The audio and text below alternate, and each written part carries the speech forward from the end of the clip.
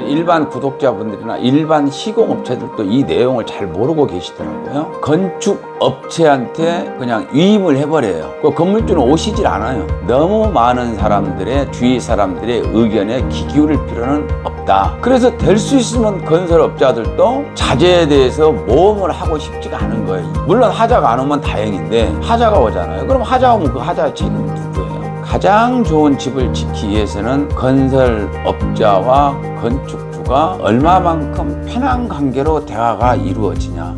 지난 시간에 업체 결정되는 것까지 다 설명을 드렸죠. 그러면 업체 결정이 되면은 공사 착공이 이제 시작이 돼야 되겠죠. 그럼 착공하는 데 있어서 제일 먼저 1번 측량을 먼저 하는 겁니다. 근데 측량이 보통 우리가 이 상가주택을 짓는 데에는 측량이 두 가지가 있어요. 첫 번째는 경계 측량이 하나 있고 그 다음에는 현황 측량이라는 게 있어요. 근데 일반 구독자분들이나 일반 시공업체들도 이 내용을 잘 모르고 계시더라고요. 그런데 경계 측량이라는 거는 그 경계 측량의 중요성에 대해서 얼마나 중요한 거냐, 이거에 대해서 여러분들한테 설명을 드릴 테니 참조하시기 바라고요. 경계 측량을 신청을 하게 되면 1차적으로 경계 측량의 그 경비는 약 100만 원 미만이에요. 그러나 이거는 건축주 부담으로 하게 돼 있습니다. 보편적으로. 그 다음에 경계 측량을 할 때 제가 수많은 집을 지어 봤을 때 건축업체한테 그냥 위임을 해버려요. 그 건물주는 오시질 않아요. 근데 제가 드리고자 하는 말씀은 업체가 물론 다 알아서 하기는 합니다. 그러나 건축주도 와서 입회를 하시라. 왜 입회를 하시라 이렇게 말씀을 드리냐면 내 땅의 경계점을 찾는 게 경계 측량이에요. 그래서 그 경계 지점을 정확하게 알고 계셔야 다음에 준공 낼 때 현황 측량이 그 포인트를 찾아 들어가 줘야 돼요. 그래야 내 땅 안에 건물이 제대로 앉아 있나 그렇지 못하냐를 체크를 하기 위해서 경계 측량을 하고 그 다음에 현황 측량을 하는 거예요. 그렇기 때문에 경계 측량 하실 때는 건물주 분께서도 꼭 참여를 하시면은 좋다. 물론 불가피하게 그때 본인의 어떠한 직업상 업무상 불가피하다고 하면은 어쩔 수가 없겠지만은 뭐 그 다음날이라도 와서 우리 경계가 어딥니까? 라고 물어보면 업체가 가르쳐 주게 돼 있으니까 꼭 와서 확인을 하시라. 그 다음에 측량이 끝나고 나면은 보편적인 업자들도 저는 그것을 요구한 업체들을 하나도 못 봤어요. 또 경우에 따라서는 측량 성과표를 받아야 되는데 제가 측량했다고 해서 모 업체한테 측량을 했다 그래요. 우리 내일 땅파기에서 측량했어요. 이렇게 말씀을 하시더라고요. 그래서 측량 현황표 받아놨어요. 그랬더니 그게 뭐냐고 묻더라고요. 그래서 저도 좀 황당했습니다. 건설을 하고 있는 업자가 측량 성과표가 뭐냐고 이렇게 묻는다는 거는 참 아이러니하다. 물론 그렇게 해서도 집을 지켜야 지켰죠. 집을 지키는 한데 마지막에 가갖고 현황 측량에서 안 걸리게 지키기 위해서는 그럼 어떻게 해요? 집이 조금 예상보다 적게 지으면 됩니다. 이제 이런 현상이 오는 거니까 이왕이면은 내 경계점에서 내 집을 최대한 찾아 먹을 수 있는 게 좋다. 그 다음에 이제 측량이 끝나고 나면은 건물주들 서류가 들어간 전제에서 임시 수도를 신청을 하셔야 되고 수도사업소에 가셔가지고 그 다음에 한전에다가 전기를 신청을 하게 돼 있습니다. 이 두 가지 일은 다 대부분이 건축업자들이 대행은 해줘요. 대행은 해주나 대행을 해주게 되면 좀 서류가 복잡하고 뭐하고 하니까 건물주가 직접 특별히 바쁘지 않은 한은 내 건물을 짓기 위한 일이니까 각종 이제 인입시설이죠. 그게 수도 공사를 하기 위해서는 뭐 물이 없어서는 공사를 할 수가 없는 거니까 수도도 인입을 시켜줘야 될 거고 전기 역시 공사를 하기 위해서는 전기가 없으면 공사 전혀 할 수가 없어요. 임시 전기 가서 신청하시고 그래서 본격적으로 기능공들이 현장에서 작업에만 몰두할 수 있게끔 이렇게 건물주들이 협조를 해주시면 훨씬 관에서의 업무 처리가 좀 빨라질 수 있다. 그 다음에 1번, 2번 과정이 경계 측량과 그 다음에 임시 인입시설, 수도와 전기 이게 끝나고 나면 이제 공사가 시작이 되는 겁니다.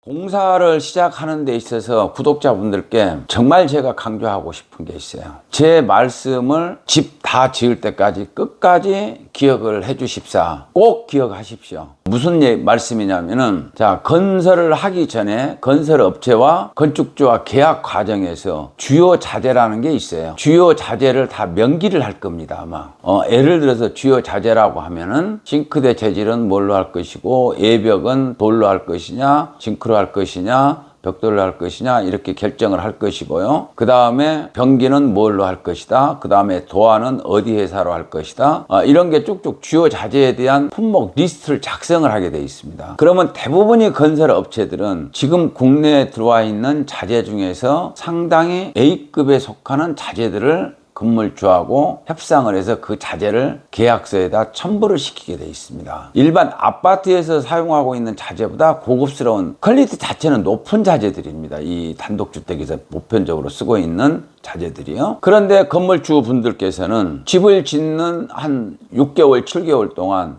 많은 사람을 접하게 돼 있어요. 근데 그 접한 사람들이 다 선생이고 박사들이에요, 건축에. 그 다음 요즘에 네이버나 이런 유튜브들에서 얼마나 많은 자재가 나와요. 그 다음에 건축 박람회가 있어요. 거기에 가면은 중소업체들이 자재를, 신자재들을 만들어가지고 나오는 자재가 어마어마하게 많이 쏟아져 나오고 있어요. 이제 그런 자재들을 사진을 찍어 갖고 오거나 카탈로그를 가지고 오셔가지고 이것을 해달라, 이걸로 바꾸면 어떠냐 이렇게 말씀들을 해요. 저희 업체들은 바꾸는 것은 어렵지 않아요. 그거는. 바꿔달라고 바꿔줄 수는 있죠. 그러나 이거를 잊어서는 안 되는 게, 처음에 건물주하고 건축업자가 그림을 그릴 때 집에 대한 모양이 1에서부터 100까지를 쫙 이렇게 그림을 그리고 집을 지어요, 보통 업체들이.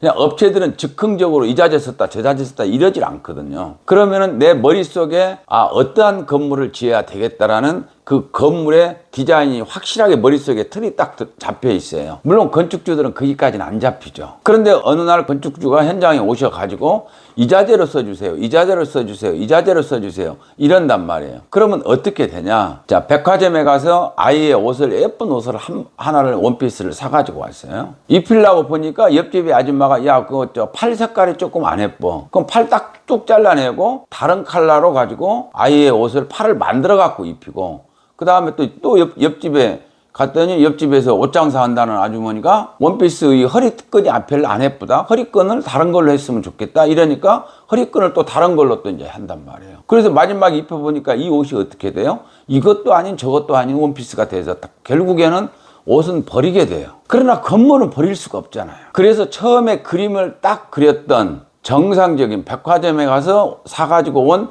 원피스의 디자인을 딱 그림을 그리고 있는데, 이 그림을 자꾸 틀어버리는 것은 누가 틀게 돼 있어요? 건물주가 틀게 돼 있어요. 왜 건물주가 틀어요? 건물주는 주위의 사람들한테, 이 사람한테 얘기 듣고 저 사람한테 얘기 듣고 자기 마인드가 확실해야 되는데 자기의 마인드가 자꾸 흔들리는 거예요. 그러면 그 사람이 집을 지었어야죠. 그 사람보다 훨씬 건물주들의 집에 대해서, 그 건물에 대해서 애착이 있는 사람은 첫 번째 가장 애착이 많고 그 건물에 애정이 담겨져 있는 사람은 첫째는 건물주예요. 두 번째는 건설업자입니다. 건설업자는 돈을 벌기 위해서 건설도 하지만은 이 건물을 내가 지었다라는 자부심도, 어떠한 경제적인 이익보다도 그 자부심이 더 큰 거예요, 건설업자들도. 왜? 내 직업이 평생 이 건설을 했기 때문에 내 어떠한 자존심이 걸려있는 건물이란 말이에요, 이 건물은. 그래서 그 건물을 차대한 균형이 잘 맞고, 그 다음에 컬러톤도 전혀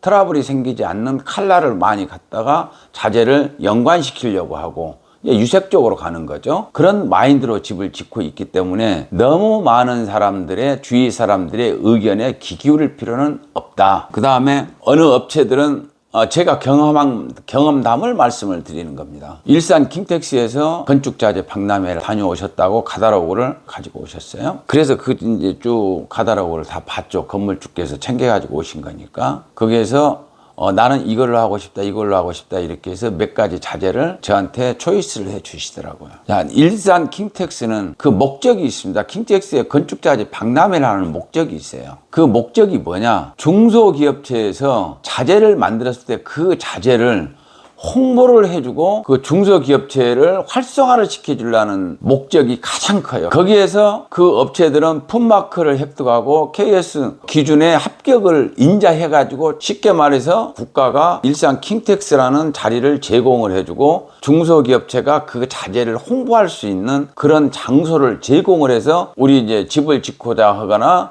이 건축 자재를 홍보를 할 수 있는 그런 마당을 만들어 준 거예요. 그러면 지금 시중에 나와 있는, 우리가 이 얘기하는 예를 들어서 창호가 LG가 있고 금강께 있고 이제 몇 가지가 있죠. 그 다음에 KCC 거 있고 근데 예를 들어서 문짝도 영림이 있고 에림이 있고 미도화도 있고 이런 도화들이 있죠. 이런 자재들은 이미 수년 전에 수십 년 전에 KS 기준에 이미 합격을 해가지고 현장에서 수십 년 동안 써왔던 자재들이에요. 그럼 이 자재들은 이미 검증이 끝난 자재들입니다. 그래서 될 수 있으면 건설업자들도 자재에 대해서 모험을 하고 싶지가 않은 거예요. 이미 검증을 해서 그 다음에 문제가 없다라고 판단됐던 자재들을 쓰고 싶어 하는 거예요. 왜? 새로운 자재를 한번 썼다가 예쁘다 그래서 신규 자재를 한번 써봤어요. 이 자재가 검증이 안 됐는데 한번 써봤어요. 하자가 오잖아요. 예를 들어서 물론 하자가 안 오면 다행인데 하자가 오잖아요. 그럼 하자 오면 그 하자의 책임은 누구예요? 건설업자가 져야 되잖아요. 그렇기 때문에 킹텍스에 있는 자재는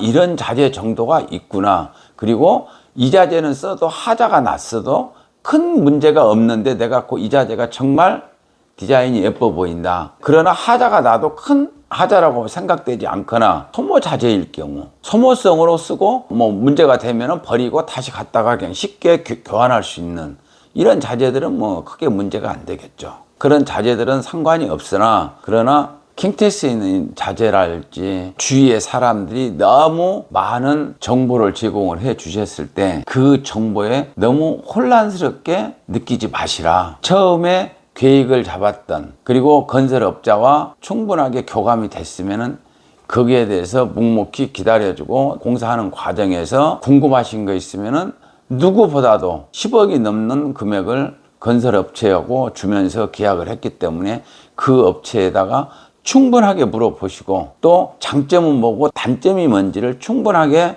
여쭤보세요. 그래서 단점이 있다고 하면 이 자재에 대한 단점을 그럼 보완은 어떻게 하는 게 좋습니까? 라고 돈을 주고 맡겼으니까 충분히 의견을 물어보세요. 절대로 창피하게 생각하지 마시고 어렵게 생각하지 마시고 가장 좋은 집을 짓기 위해서는 건설업자와 건축주가 얼마만큼 편한 관계로 대화가 이루어지냐. 그리고 건축주분께서 건설업자를 얼마만큼 믿어주냐. 여기에서 이 집이 좋은 집이 만들어지고 그 다음에 건물주께서 마지막에 만족도가 높이 올라갈 수 있는 이런 건축을 완성을 시킬 수가 있습니다.